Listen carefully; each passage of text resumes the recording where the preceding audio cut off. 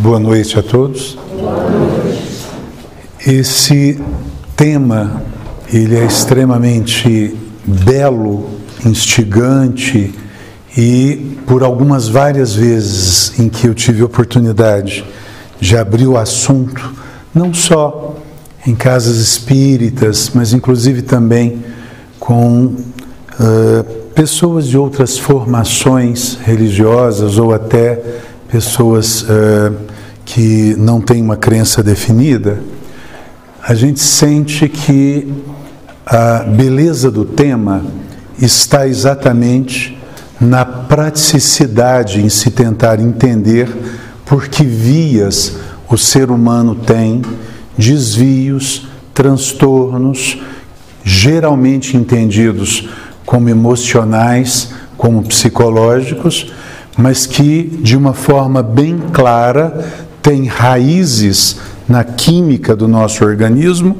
e tem raízes maiores em energias universais que, de certa forma, se comunicam e se traduzem por mudanças na própria química do organismo, podendo trazer diferentes tipos de comportamento. É muito importante, para que a gente possa discorrer sobre o assunto, que a gente tente colocar alguns termos de uma forma mais uniforme, mais homogênea para nosso entendimento. E eu vou chamar de transtorno mental todo e qualquer tipo de variação do que nós chamamos de comportamento normal. E para que eu entenda o que é um comportamento normal, eu tenho que tentar fazer com que a discussão se faça sobre normalidade. Vamos tentar entender como normal um perfil de comportamento, uma forma de se sentir a si mesmo e o mundo dentro daquilo que nós chamaríamos de uma média, em que as pessoas se sentem equilibradas, conseguem conviver com a própria intimidade, conseguem conviver socialmente, desempenhando papéis dentro da sociedade. Pode ser o papel do pai, o papel do filho, o papel do esposo, da esposa, do orientador educacional, que é o professor, e assim por diante. Se dentro de um comportamento médio existe equilíbrio, existem interações favoráveis, eu vou dizer que o comportamento mental desse indivíduo, daquele grupo, daquela população, é normal. Tudo aquilo que foge do equilíbrio poderia ser entendido, então, como um transtorno mental, seja na esfera do pensamento, seja na esfera do humor, seja na esfera também de comportamentos. Falando de formas mais práticas, se eu estou reagindo hoje com uma mudança do humor, onde eu tenho melancolia, entristecimento, eu chamarei de transtorno do humor aquele tipo de comportamento melancólico ou de tristeza que não seja resolvido dentro dos meus próprios recursos internos. Um exemplo claro: se eu perco uma pessoa querida, pela tristeza, pela saudade, mergulho num período de entristecimento maior, mas dentro de tudo aquilo que eu tenho de preparo pessoal, de convicções, de religiosidade, o tempo passando, a tristeza diminui e eu vou readquirindo as minhas rotinas de vida, então eu não estarei me permitindo adoecer mentalmente. Eu não chamaria uma situação dessa de uma depressão, por exemplo, ok? Porém, se em detrimento do luto normal, o indivíduo não consegue voltar às suas atividades usuais, não consegue redescobrir a alegria na vida depois da perda de um ente querido, eu terei nessa pessoa um distúrbio mental do tipo depressivo e que, na incapacidade de solucionar sozinho, nós poderíamos admitir que essa pessoa está desenvolvendo uma patologia, uma doença do humor que estaria dentro de um dos vários tipos de transtornos mentais. E hoje, se nós analisarmos a estatística de mundo, nós temos na depressão, que seria exatamente então aquela tristeza que não passa, aquela situação de desesperança, de uma melancolia permanente, em que as pessoas perdem a própria vontade de viver, nós temos mundialmente, na depressão, o grande mal do século XXI e que aumenta dia a dia, em pleno século XXI, diante de toda a nossa tecnologia e talvez até favorecido por ela, uma vez que nós temos hoje cada vez mais elos de fragilidade, principalmente quando nós analisamos os elos da mídia social, os elos do Facebook, do Instagram, e temos cada vez mais pessoas isoladas, mais pessoas solitárias, mais pessoas vivenciando, então, solidão. Isso, aparentemente, no mundo todo, acontece com países pobres, com países ricos, com todas as raças e, inclusive, em todas as idades. É crescente e preocupante o número de pessoas que, dentro de quadros depressivos, têm caminhado para o suicídio, para o autoextermínio, em idades tão jovens como a adolescência. Eu acabei de chegar agora há 2 semanas de um congresso médico muito interessante, porque é um congresso que trata de cérebro, comportamento e emoções. E durante uma manhã inteira, nós fizemos parte de um grupo de discussão orientados por alguns pesquisadores do Canadá e dos Estados Unidos, mostrando o que nós hoje vivenciamos de transtornos mentais a partir da nova ordem social dentro do usufruto permanente das mídias sociais. E os dados são muito interessantes. Vocês têm noção de qual é a única mídia social que trouxe para as populações presentes melhora do humor, melhora do autocontrole, melhora da interatividade entre pessoas de vários grupos sociais? Só uma, o YouTube. Por quê? O YouTube é apenas fornecimento de conteúdos. Vai quem quer e vai ver o que quer. Como é fornecimento de conteúdos, ele passa pela discriminação de vontade pessoal. Nas mesmas pesquisas, quando nós analisamos a frequência de transtornos mentais, não só depressivos, não só com ênfase em incremento de suicídios, mas inclusive também um grande aumento de surtos psicóticos, esquizofrenia, surtos de bipolaridade. Nós temos aí os 2 grandes movimentos de mídia social que hoje, desde que praticados 2 horas ou mais por dia, foram realmente analisados como causa de distúrbios sociais na evolução de populações presentes, principalmente o Instagram e o Facebook. Por que isso? Porque, na verdade, tanto o Instagram como o Facebook, por mais que possam ser utilizados de forma produtiva, ética, na maioria das vezes são mídias sociais que nos fazem sair do foco da transparência interpessoal, das relações de ética e de, por assim dizer, amadurecimento por convivência real e passamos a viver principalmente dentro de uma convivência social fantasiosa, onde não há toque, onde não há frustração real e sim uma vivência de fantasia. Um desses professores, ele trouxe um estudo muito interessante, mostrando por que o mundo hoje adoeceu, por que os transtornos mentais explodiram a partir do surgimento da mídia social. E ele trouxe um dado muito interessante. Vocês já se lembram da televisão, da leitura, ou eventualmente alguém teve a oportunidade de ver como é que é um bando de chimpanzés? Quantos indivíduos no máximo podemos ter dentro de um bando de chimpanzés? Alguém tem noção? 60. No máximo o bando de chimpanzé tem 60 indivíduos. Por quê? Porque do ponto de vista cerebral, neurológico, um chimpanzé, ele só consegue guardar, conhecer, confiar, gostar de mais 59 indivíduos. Portanto, saindo dos 60, ele não consegue saber se é confiável, quem é.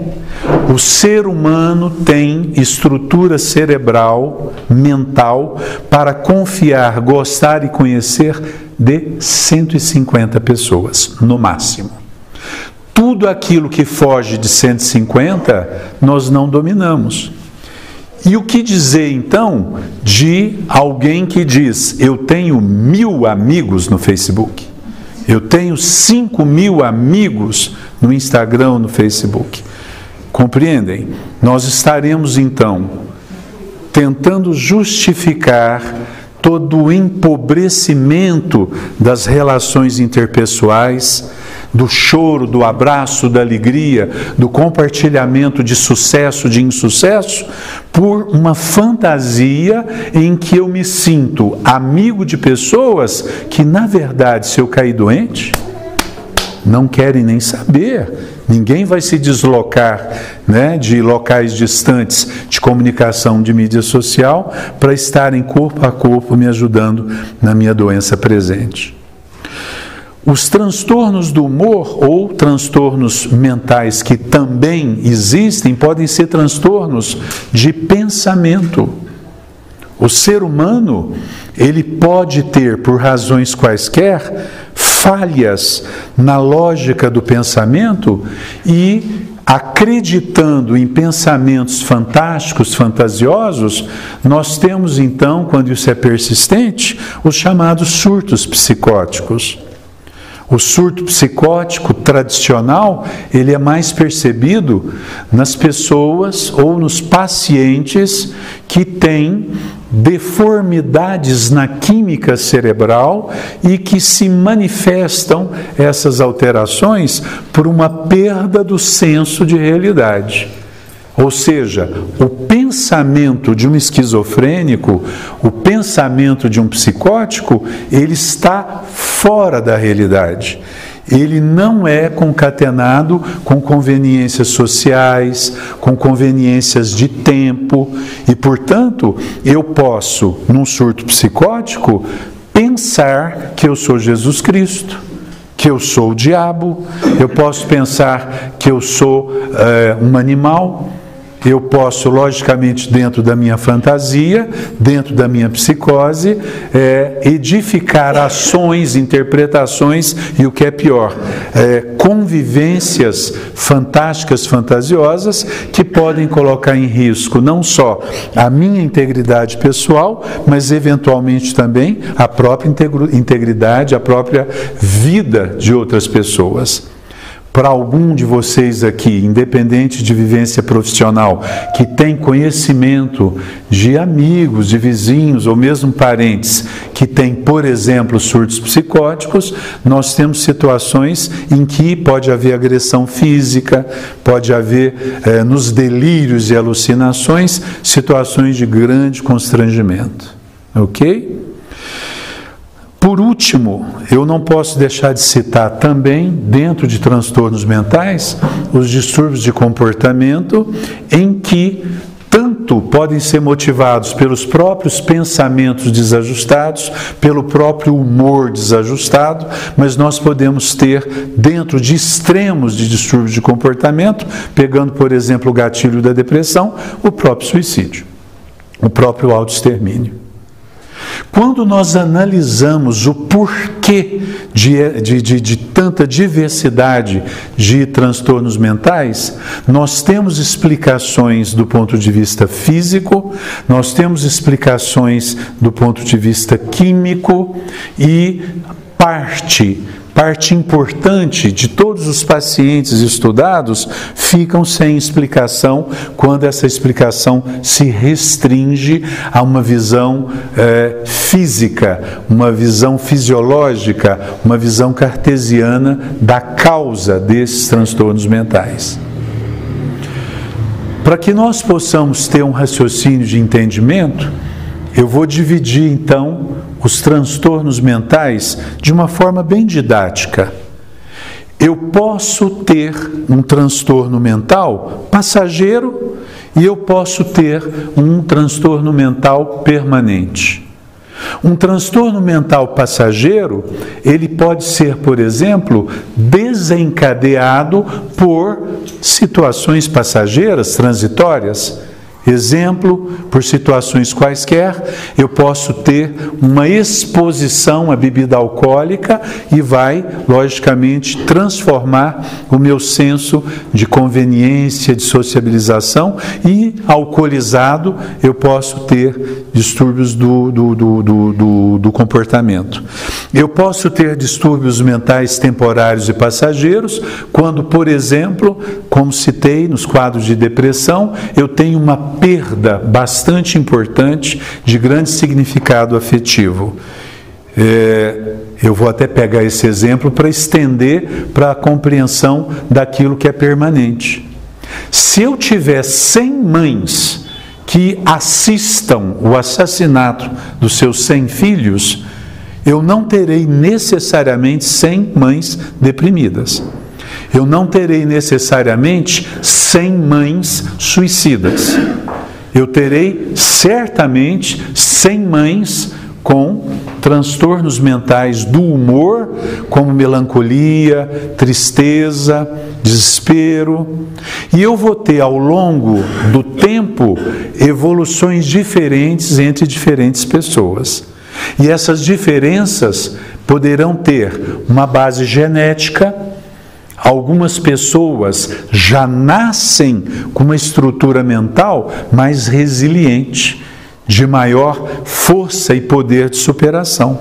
Isso é genético e isso é também transmitido por aprendizado para a nossa prole. Depois eu vou falar um pouquinho sobre esse conceito que a gente chama de epigenético. É bem legal isso.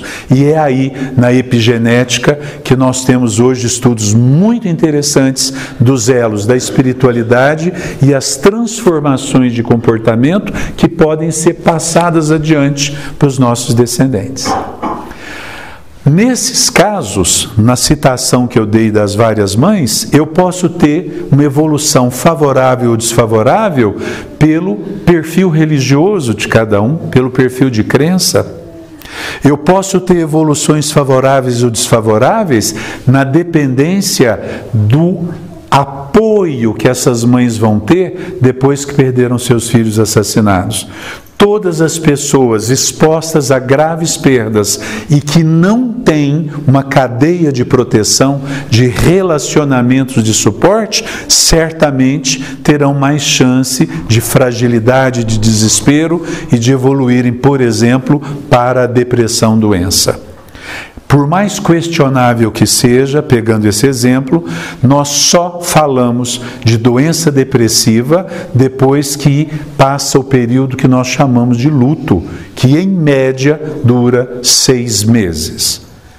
Toda pessoa, depois de 6 meses de uma grande perda, que não consegue levar a vida adiante, nós temos que estar desconfiados que além da perda, ela pode estar também desenvolvendo um quadro depressivo.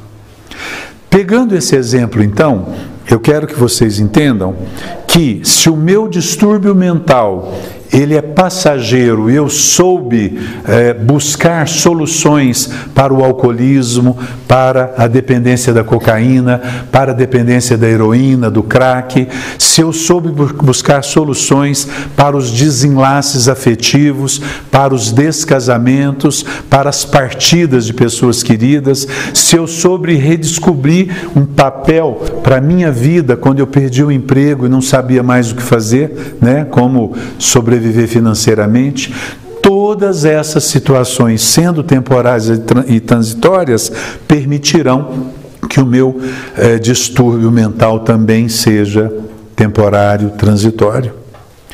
Quando eu falo de distúrbios mentais que são permanentes, aí eu teria que citar principalmente os deprimidos que já nascem com a história da depressão por determinação genética.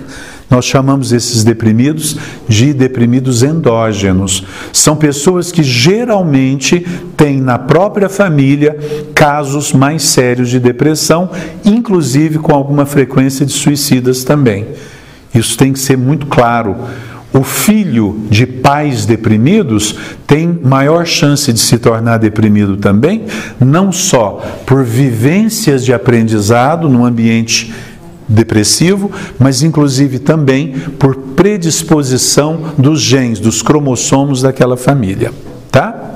Se nós falarmos na chamada depressão bipolar ou transtorno bipolar do humor, em que a pessoa uma hora está muito triste, outra hora está eufórica, cicla da noite por dia, semana a semana, mês a mês, o distúrbio de bipolaridade é uma doença, é um transtorno mental que envolve humor, envolve pensamento, envolve comportamento e é e será sempre permanente. E olhem bem, buscando a análise de causas, como é importante o entendimento da vivência individual, principalmente na primeira infância, tá? Hoje, os estudos mais modernos comprovam que a imensa maioria dos esquizofrênicos e dos psicóticos bipolares, eles têm os seus primeiros surtos na vida adulta, mas a grande maioria tem uma história na primeira infância de grandes choques emocionais, principalmente abuso sexual infantil, exposição à dependência química, seja da própria criança, do jovem, do adolescente, do pré-adolescente, ou também dos próprios pais ou responsáveis. Então, toda criança abusada sexualmente, toda criança ou pré-adolescente exposto precocemente à dependência química, isso inclui também o alcoolismo, tem uma maior chance de, ao longo da sua vida, de se transformar em pessoas com esquizofrenia ou surtos psicóticos. E, por mais que eu tente compreender a totalidade do porquê que as pessoas evoluem com esses distúrbios mentais, principalmente aqui os distúrbios mentais permanentes, nós sempre teremos uma parcela de aproximadamente 40% dessas pessoas em que nós não conseguimos uma explicação clara. Nesse momento, os estudos espíritas, os estudos do kardecismo, principalmente nas suas bases científicas, têm mostrado explicações extremamente plausíveis. Existem estudiosos que, independente da sua crença religiosa, têm usufruído, têm usado de técnicas de regressão a vidas passadas. E, inclusive, alguns na linha da psicologia tradicional, da própria psiquiatria tradicional, têm usado a hipnose para regressão a etapas anteriores dessa vida e, principalmente, através dessa hipnose, regressão a vidas passadas. Não sei se já ouviram falar, tem um livro bem tradicional sobre o assunto, muitos mestres, muitas vidas, não sei se tiveram a oportunidade de ler, se não vale a pena, muitos mestres, muitas vidas, em que um psiquiatra norte-americano começou a perceber que alguns dos seus pacientes psicóticos, alguns dos seus pacientes com quadros de pânico, alguns pacientes com fobia, pacientes com depressões mais graves, inclusive bipolares, em situações de regressão, passavam a vivenciar situações de traumas acontecidos obrigatoriamente em vidas passadas. Exemplo, uma pessoa com fobia de lugar fechado, claustrofobia, que não conseguia ser produtiva no trabalho, não conseguia entrar num elevador, não conseguia estar em ambientes com excesso de pessoas, na regressão por hipnose, conseguiu identificar o momento em que foi assassinada por asfixia, em uma situação 200 anos antes da data da consulta.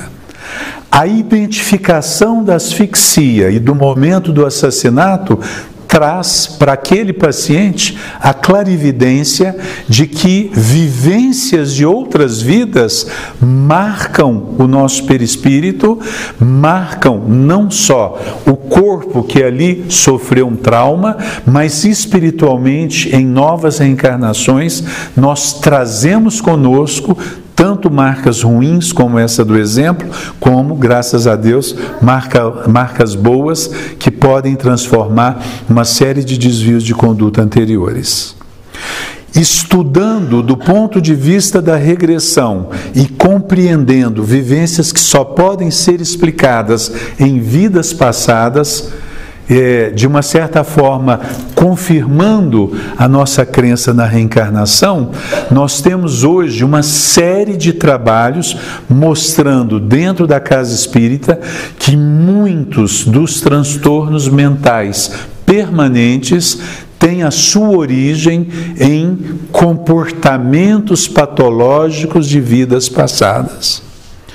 Muitos dos oligofrênicos, não sei se vocês se recordam daquelas pessoas que nascem já com deficiência mental, pessoas que têm uma série de limitações para exposição de palavras, para se alimentar, para se cuidar. Essas pessoas, muitas das vezes, têm hoje um cárcere no corpo, no cérebro, adquirido principalmente por vícios de vidas passadas. Existem relações de causa e efeito, onde em vidas passadas, pessoas profundamente viciadas em alcoolismo, viciadas em outras drogas, muitas das vezes pessoas com compulsões sexuais, inclusive patológicas, essas pessoas, depois que desencarnaram, reencarnaram com travamentos espirituais, vamos por assim dizer, amarras de perispírito, e passam por toda essa vida com limitações no seu comportamento mental e só vão se libertar depois do desencarne, tendo oportunidade em novas reencarnações de poderem reencarnar de uma forma livre dessas amarras. Todos os estudos, inclusive hoje, realizados principalmente por estudiosos do kardecismo, têm mostrado que, direto ou indiretamente, esquizofrênicos, oligofrênicos, psicopatas que têm comportamento patológico, inclusive social, trazem marcas de sofrimentos provocados a eles sem serem superados em vidas passadas ou provocados por si mesmos a partir de comportamentos pessoais, principalmente danosos ao outro, danosos à sociedade. E uma pergunta que a gente sempre faz é o seguinte, essa pergunta muitas vezes feitas, essa pergunta, por exemplo, para o Divaldo Pereira. O que nós podemos fazer, então, por um indivíduo que traz hoje amarras de vidas passadas, encarcerado dentro de uma esquizofrenia, encarcerado dentro de uma psicose maníaco-depressiva, encarcerados dentro de uma paralisia cerebral, encarcerados dentro de limitações para a vida social? A medicina tradicional muito pouco oferece para essas pessoas. as medicações ou os tratamentos alternativos que nós, na medicina convencional, podemos oferecer para esses pacientes, nada mais são do que medicamentos ou tratamentos alternativos que tentam diminuir o sofrimento pessoal, amenizar o grau de tensão e de angústia individual. Nós conseguimos acalmar o surto psicótico, nós conseguimos melhorar o poder de filtro dessas psicoses. Mas a resposta do Divaldo Pereira foi aquela que mais me trouxe, por assim dizer, alento. Se nessa encarnação existe um resgate de tudo aquilo que não foi bem feito ou conduzido em vidas passadas, nessa encarnação, para esse indivíduo, o nosso único e, vamos por assim dizer, necessário caminho é o apoio das redes sociais, o apoio das redes de suporte e, principalmente, a oração. É claro e nítido que o poder da fé, o poder da oração, acalma o surto psicótico quase como que um comprimido antipsicótico. O poder da oração, principalmente da família, o poder de transformação do comportamento agressivo num comportamento socialmente mais aceito, ele está bem definido por todos aqueles que se dedicam a um trabalho espiritualista, a um trabalho usufruindo do poder do passe, da leitura dignificante e, principalmente, se nós pudermos formar em volta desse paciente, desse doente psicótico, uma corrente de orações em que nós tenhamos, então, ações não diretamente na química corporal, mas ações na energia espiritual que vai afetar positivamente o próprio perispírito também. E aí vem um novo conceito que me deixa profundamente surpreso e feliz. De um lado, a ciência tradicional, não ligada a conhecimentos espiritualistas, tem mostrado hoje que o bom comportamento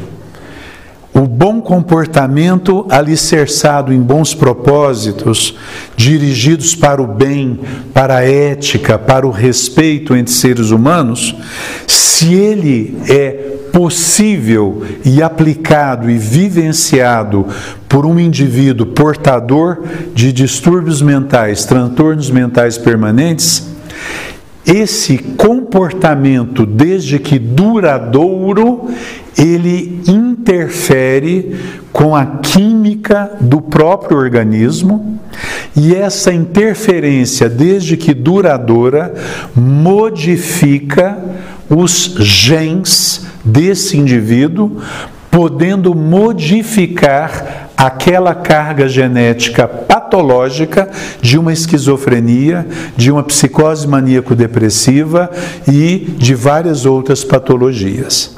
Não sei se vocês entendem. O conceito tradicional é que se eu nasci com um gene para esquizofrenia, eu vou passar aquele gene para os meus filhos dentro de uma possibilidade estatística. O que se vê hoje, e o nome disso é epigenética, é que eu posso influenciar, mediante bons pensamentos, mediante oração, mediante bons propósitos e boas ações, o meu gene, a minha carga cromossômica, e passar o meu aprendizado para os meus descendentes. Compreenderam?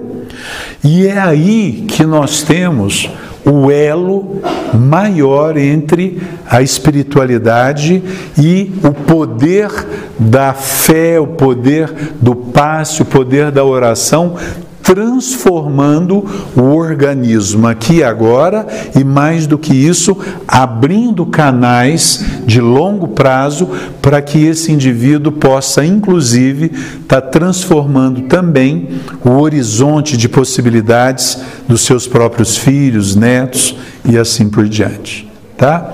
Ou seja, o conhecimento dessa nova ciência, que é a epigenética, abre as portas para que nós possamos compreender por que vias, por que caminhos, por que mecanismos nós podemos curar, nós podemos fazer o bem e transformar pela fé, pelas convicções de responsabilidade espiritual, a doença que até então era tida como incurável e irreversível, quando eu falo de transtornos mentais permanentes.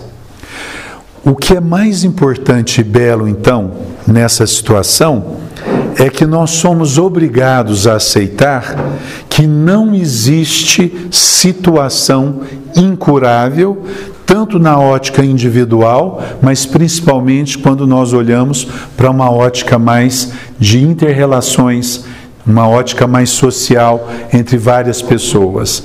Ou seja, o poder da fé, quando numa situação de união de povos, união social, transforma indivíduos doentes e tem o poder da cura. E isso é o maior chamamento, é o maior chamariz para que nós nos dediquemos não só ao conhecimento da fé espírita, mas principalmente da prática, através da oração, através do culto, através da leitura dignificante, para que nós possamos nos fortalecer para tratar as nossas próprias dores, os nossos próprios e pessoais transtornos do humor, do comportamento, do pensamento, mas de uma forma belíssima nós temos o poder de passar para frente, de irradiar essa capacidade de fazer o bem, não é? Ou seja, não há transtorno mental que seja permanente, desde que os esforços espirituais para combatê-los sejam, esses sim, permanentes. E, logicamente, quanto mais união, quanto mais dedicação de grupo nós tivermos, nós teremos, então, força, poder para transformar indivíduos, sociedades, país e assim por diante. O meu convite a vocês, a partir desse bate-papo, desse diálogo, é que nós realmente entendamos bem que os transtornos mentais têm raízes, mas essas raízes também sofrem influência da espiritualidade e nós temos a condição de mudar todos os resultados que tradicionalmente são bastante pouco estimulantes quando nós olhamos apenas com a visão tipicamente fisiológica, tipicamente cientificista que ainda prevalece no mundo de hoje.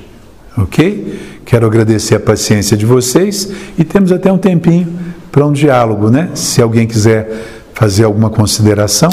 Sim, senhora? Não sei se eu vou conseguir me explicar, mas sem essa visão aí, assim, que a gente teve agora, né, esse quadro mais científico, mais aprofundado que seria o transtorno, a gente vê muito nas casas espíritas o pessoal tratando a esquizofrenia simplesmente como um caso de obsessão. Sim. Certo? É o caminho? Foi muito importante a sua fala.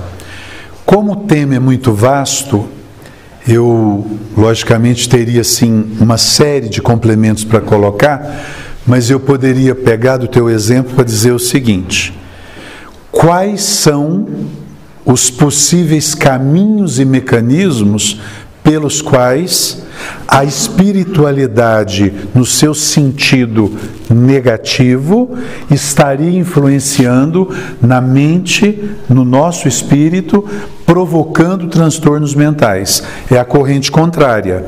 Assim como eu enfatizei o trabalho espírita positivo, dignificante, que nos leva para cima, para uma iluminação, nós sabemos hoje que muitos de nós, devidamente fragilizados por questões quaisquer de vida, nós nos tornamos para-raios para energias negativas.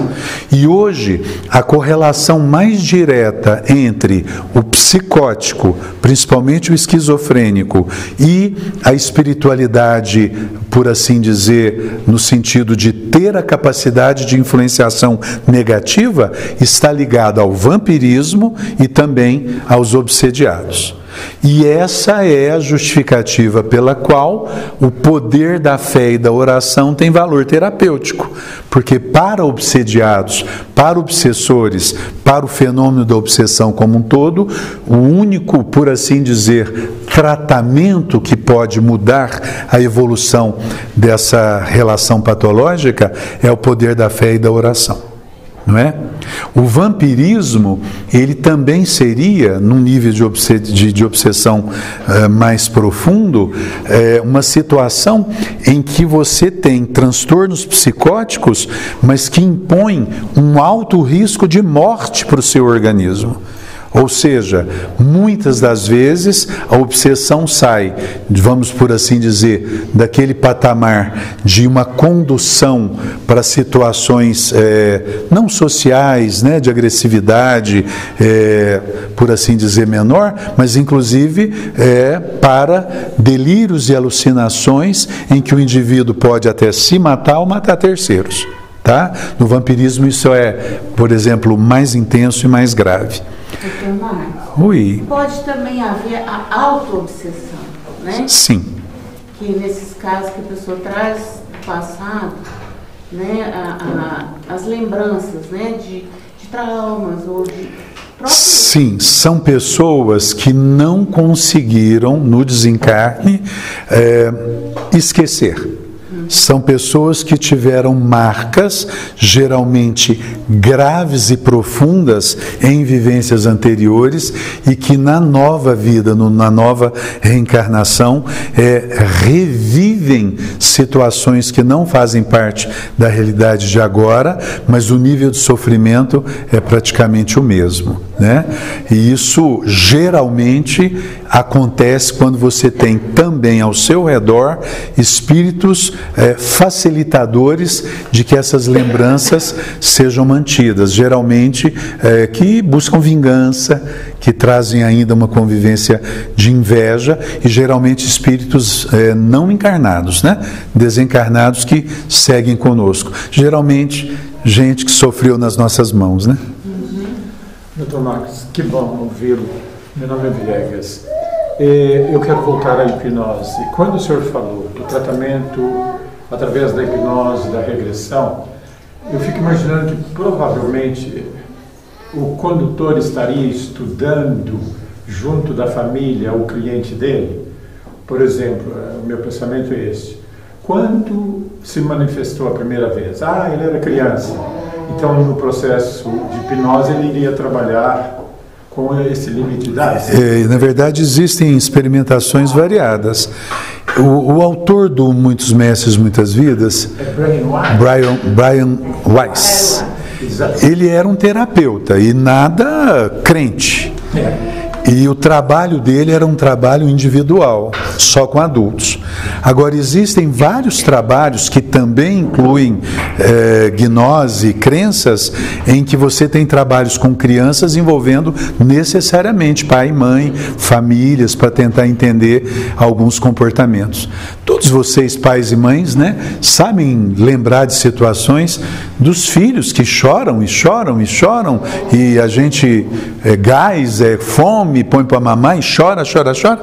Muitas das vezes são crianças que são médiuns videntes, estão visualizando uma gama enorme de espíritos que nem sempre estão trazendo imagens positivas e, na verdade, a própria hipnose dessas crianças, quando adultos, consegue trazer para o momento da infância e para vidas anteriores. E aí há um reconhecimento de entidades que estão juntos, encarnados ou não, né?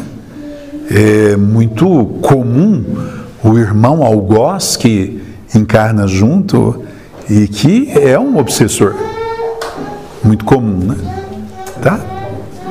riquíssima, né?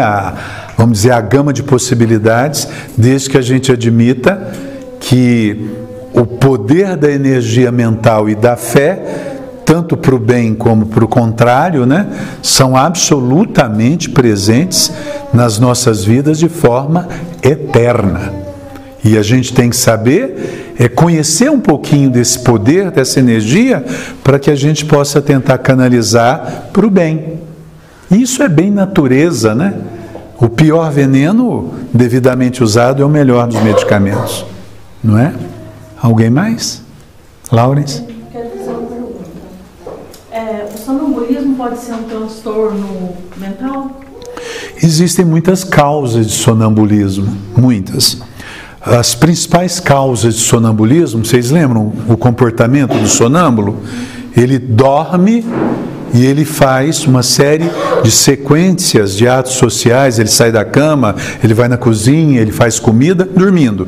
E há sonâmbulos que inclusive saem de casa, fazem coisas e voltam. O sonambulismo, a luz espírita, o espiritualista, ele realmente é um espírito que está viajando. Ele está tentando fazer, né, vamos por assim, se separar da matéria para vivenciar situações à distância muito comuns. Os desdobramentos, por assim dizer. O desdobramento parcial é um sonambulismo. Tá? Agora, isso não necessariamente é um significado de doença. Agora, na maioria das vezes, pelo próprio risco que pode impor para aquela pessoa, para quem está junto, é sempre importante, né, ser trabalhado pela área médica e, se possível, pela área espiritualista também. Tá? Bom, eu quero agradecer então novamente a oportunidade e, conforme foi citado, à disposição de vocês para futuros bate-papos por aqui e nas quintas-feiras, para as pessoas que têm necessidade, né, de consulta clínica e não estão conseguindo aí pelas vias formais um atendimento digno, vocês contem comigo aqui, com o Renner e a nossa equipe de trabalho, tá bom? Muito obrigado. Fala, Paulo.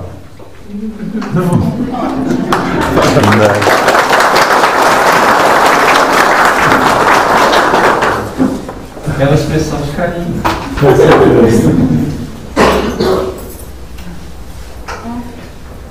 Para aqueles que se sentem vaidosos, qualquer coisa envaidece. Mas para aqueles que já trazem o dom da simplicidade, pode ser ovacionado que isso só tem o sentido de realmente de gratidão, né? Então essa é a nossa intenção, Dr. Marcos. Muito grato por tudo. Para a gente provavelmente conseguir ter todos esses ensinamentos que o senhor passou nessa noite, provavelmente pela nossa faixa etária que estamos aqui, a gente teríamos que estudar o resto da encarnação e não muitos anos. Não conseguiríamos, né?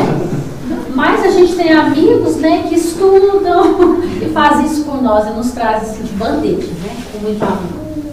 Então, nossa gratidão a todos vocês. Como toda essa terapia que nosso querido amigo Marcos Alvinari trouxe para nós, a gente sabe que a nossa casa, graças a Deus, dispõe de todas essas terapias que foram mencionadas. Né? Porque nós temos tratamentos, medicamentos alopáticos, médicos, fitoterapeutas, né? Trabalha com fitoterapia, é isso mesmo. Temos os psicólogos na casa, temos atendentes fraternos que atendem em nome do Cristo. Temos, enfim, a terapia do passe, a terapia desobsessiva, a terapia da boa leitura na biblioteca, a terapia em grupos que nós dispomos, para aqueles que não sabem, mas nós temos o trabalho com os dependentes químicos na terça-feira, todas as terças, das 19h30 às 21 horas, onde há toda uma terapêutica de trabalho também com essas pessoas que passam por transtornos mentais, né? E que recebem também da nossa casa a contribuição. Então, a nossa casa dispõe de toda essa terapêutica que foi colocada. Basta que a pessoa traga em si a predisposição em reconhecer a própria sombra e buscar ajuda. Porque ninguém se liberta se achar que é livre. mas aquele que se vê algemado em si mesmo, na sua problemática interna, nas suas deficiências e transtornos mentais, esse sim já consegue vislumbrar que precisa de ajuda. E para isso nós dispomos de toda essa equipe de encarnados, profissionais, pessoas de corações generosos e também da espiritualidade amiga. Porque todos nós que aqui trabalhamos estamos sob a influência, sob a ajuda do nosso terapeuta superior, que é o nosso querido Mestre Jesus, que é terapeuta e médico nosso por excelência, que sem ele nada podemos, mas com ele tudo conseguimos realizar. Então nós dispomos de oração, a casa para aqueles que necessitarem de todo tipo de tratamento que aqui existe. Nós agradecemos novamente, Dr. Marcos, e vamos fazer a nossa prece para finalizar a nossa reunião.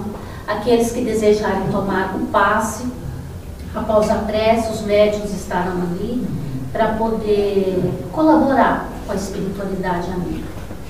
O Renner fará a prece de encerramento. Nós agradecemos a presença de todos vocês, agradecemos os corações que nos ouviram, os ouvidos que estiveram atentos, e que todos retornem aos seus lares em muita paz. Só fazendo uma edificaçãozinha, só a regressão de memória, que foi citado aqui, que nossa casa não faz, né? Porque precisam de profissionais qualificados para isso, e nós não temos, e pela própria doutrina também, que a doutrina espírita, nós não utilizamos a regressão, a hipnose ericksoniana, outras hipnoses, né? Só essa correçãozinha ficou para a gente entender, tá bom? Vamos à nossa prece. Agradecer a Deus, a Jesus, a espiritualidade amiga, os ensinamentos da noite, que falam fundo ao nosso espírito, trazendo todo esse trabalho que a espiritualidade já vem sendo feito e está fazendo nessa casa com centenas de casas que visitamos pelo Brasil. É um trabalho imenso que a espiritualidade está se empenhando, devido à gama e às próprias estatísticas que aqui foram colocadas desses transtornos, que ora físicos, ora espirituais, ou concomitantes com várias comorbidades diversas que a espiritualidade tem trazido. Esse grande trabalho de amor, de dedicação. E parafraseando o nosso querido companheiro Haroldo Dutra, ele disse que a transição planetária que estamos vivendo não é uma transição física, mas é uma transição moral, é uma transição espiritual. E todos nós estamos vivenciando uma ansiedade aqui, outra ali, uma situação angustiante aqui, outra ali, um sentimento de desequilíbrio aqui, outro ali. Então precisamos nos unir. A ciência que foi colocada aqui, a espiritualidade, como eu disse, são centenas de espíritos amigos, equipes inteiras trabalhando com esse objetivo de minimizar o número de suicídios, que já nesse ano passou de 800 mil. Então a gente precisa se empenhar, dando sentido a essa vida desse ser humano, espiritualmente aqui reencarnado num processo provacional ou expiatório, seja qual for. Então vamos unir os nossos sentimentos. Aqui fica o nosso pedido e fica também a nossa convocação daqueles que têm afinidade, daquele que já predispõe na sua boa vontade. Às vezes não tem aí um curso de psicologia ou de psiquiatria, ou de medicina, ou de qualquer outro, mas tem o seu amor, tem a sua vontade, o seu querer em ajudar, em apoiar. Então envolvam-se espiritualmente, porque não faltarão e nem faltará auxílio espiritual, intuições, quadros mentais positivos, envolvimentos desobsessivos em todas as ordens. Fica aí o despertar para cada um de nós, nesse momento de lucidez espiritual que estamos passando, convocando-nos em nossos corações para exercermos a nossa mediunidade, exercermos a nossa vontade em favor de nós mesmos, porque ao fazer ao outro estamos fazendo em primeiro lugar para nós, no processo regenerador. Que Jesus, o terapeuta maior, esse que é o nosso Senhor, nos envolva em sentimentos, nos envolva em pensamentos, que as nossas atitudes e as nossas ações possam corroborar com o que a espiritualidade espera de cada um de nós. Que Jesus, então, abençoe a cada coração que encarnar. E essa gama de espíritos que chegam com transtornos diversos, ainda vivendo situações traumatizantes do seu passado aqui na Terra, recebam de nós o nosso acolhimento, do nosso coração, e recebam a nossa prece como luz, acalmando as suas mentes, como amor, apaziguando seus corações e suas emoções, não só hoje, não só agora, mas para todo sempre. Que assim seja.